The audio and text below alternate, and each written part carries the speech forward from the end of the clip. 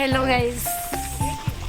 So आता मी सज्जनगड इकडे आहे, मागे म्हणजे वरती आहे पण इथून खालून असून मागून सुरुवात केलेली आहे.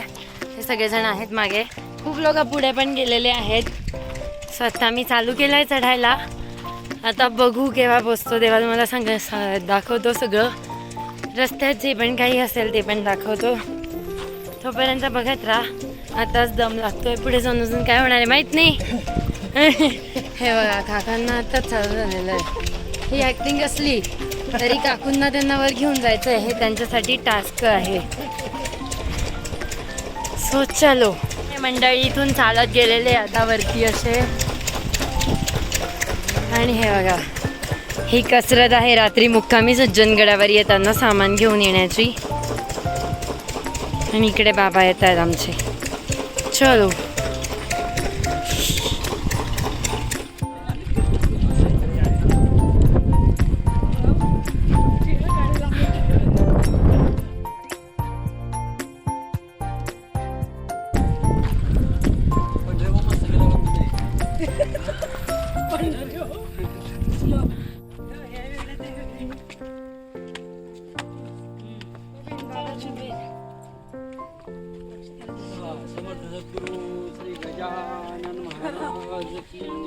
जय जय रघुवीर समर्थ.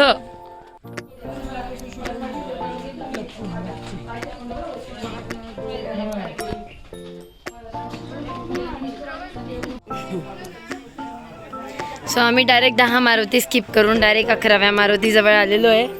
आणि खूप मोठा शॉर्टकट आहे.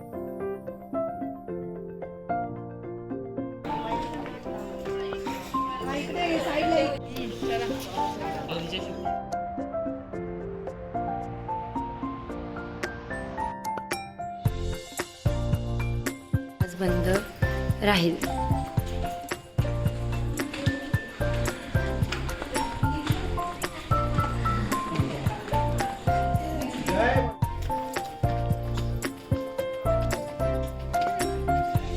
हा रस्ता खूप शॉर्टकट होता.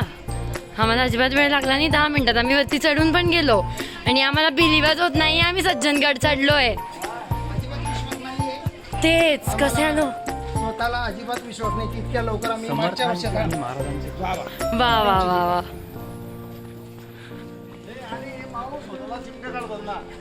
मी का बरं चिमटा काढू. नाही मी त्या गुरुजींना नमस्कार करून गेले. ऍक्च्युली तो रस्ता विदाऊट परमिशन कोणाला जाऊ देत नाही. त्यांना महाराजांनीच पाठवलं आपल्यासोबत.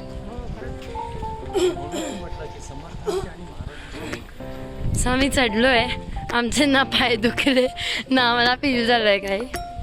सो हे समर्थ सेवा मंडळ आहे आणि पुढे सज्जनगडाचं आहे. सो चलो.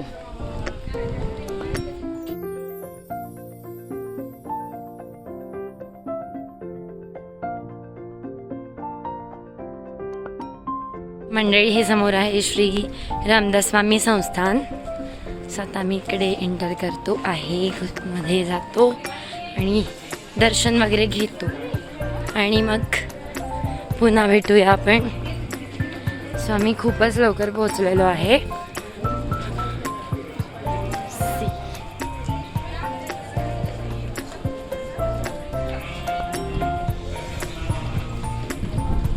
आणि अशा प्रकारे आम्हाला दिसलेला आहे कळस. हा आहे रामदास स्वामी समर्थ रामदास स्वामी महाराजांच्या समाधी मंदिराचा कळस आहे आणि इथे समोर समाधी आहे. सो आपण बघूया. आतमध्ये परमिशन मिळाली तर आतमधून जाऊन मी दाखवेल तुम्हाला, नाहीतर मग बाहेरून मी तुम्हाला दाखवेल. तिथे उपासना चालू आहे मध्ये. सो चलो.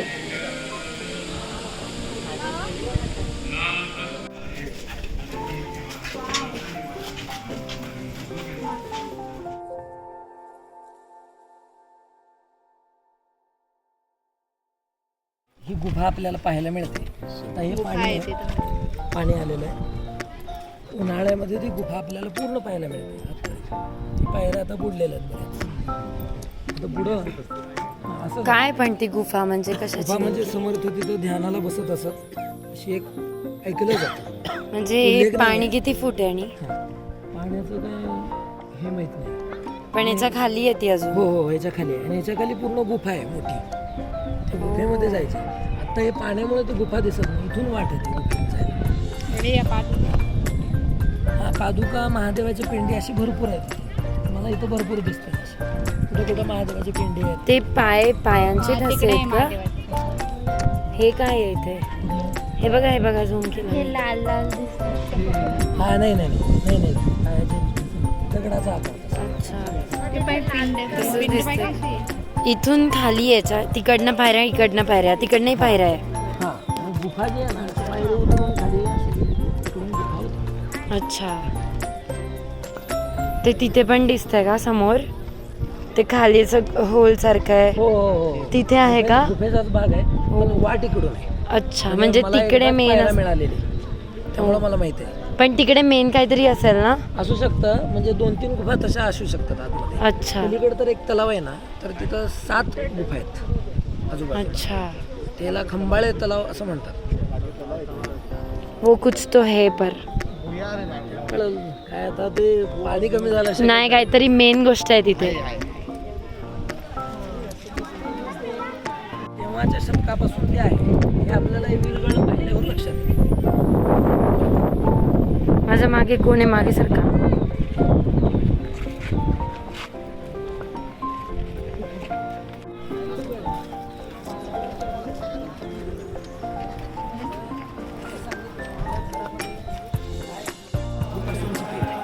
हे का?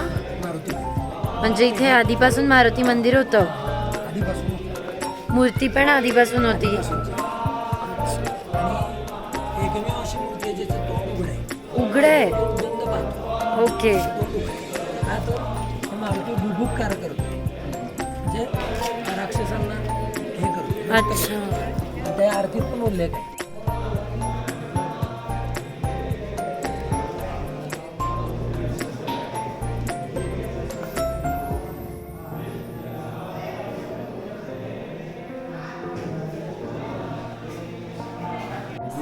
हो झाली. इथून ते छाटी उडाली होती, वरनं उडालं होतं, ते खाली जाऊन थांबले. ते तिथे एक स्मारक आहे, आपण तिकडून बघू शकतो. तिकडून ते चॉकलेटी मंदिर दिसतंय बघा, पायऱ्या हा. तिथं स्मारक आहे, तिथं जाऊन थांबले ते. कुठे? उडाल्यानंतर एक समोर. हे खालचं? हा, हो. एक अंदाजे 500 फूट खोल दरी आहे. बापरे, ही तपकिरी कलरचं दाखवत आहे ते. आपण तो गया की गया. हे इकडे इकडे इकडे इकडे ते ब्राऊन कलरचं बघा. डी मारली न तिथे उभे राहिले.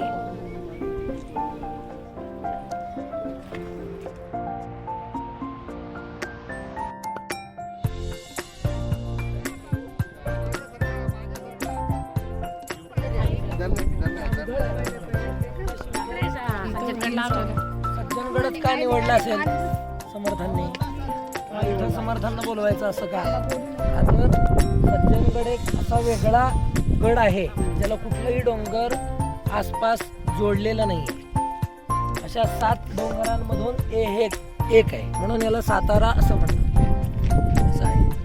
याला पूर्वी अश्वलायन गड म्हणायचे. नंतर मग शिवाजी महाराजांनी 1673 मध्ये हा किल्ला जिंकून घेतला. मग त्याच्यानंतर याला परळीचा किल्ला असं नाव पडलं. मग समर्थ इथे राहायला आले 1676 मध्ये. ते 82 पर्यंत राहिले. 6 वर्ष फक्त होते वास्तव्यात. याच्या पलीकडच्या बाजूला उरमोडी नदी, जिथून ते हंडे घेऊन आणायचे, पाणी आणायचे. हो, आज 500-600 लोक गडावर वास्तव्याला असतात 12 महिने.